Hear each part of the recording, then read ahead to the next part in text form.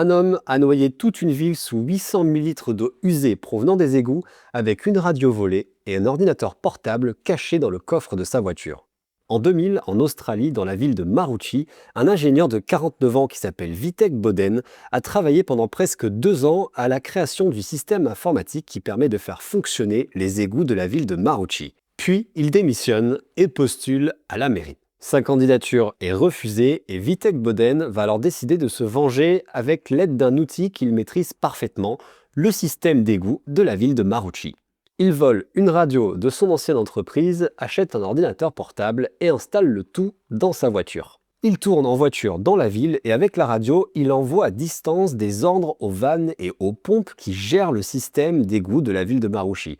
Certaines vont s'ouvrir et déverser de l'eau pendant des heures sans que personne ne puisse rien faire, puisqu'il a également coupé les systèmes d'alarme. Il va ainsi pirater 46 fois toutes les stations et les vannes d'eau usée de la région. Résultat, 800 000 litres d'eau usée déversés dans les rivières, dans les parcs, dans la ville, une panique intégrale et une odeur épouvantable. Pendant des semaines, des techniciens de la station usée de la région de Maroochydore vont chercher un coupable et trouver la faille. Et ils vont rapidement trouver une faille puisqu'ils ont renommé un système de pompe qui a été bizarrement modifié par quelqu'un à distance. Ils vont rapidement comprendre que leur ancien employé Vitek Boden avait piraté la station. Ils vont donc tendre un piège à Vitek Boden. Ils vont renommer une pompe et voir ce qui se passe. Normalement, avec une pompe renommée, le système n'est pas censé fonctionner à distance.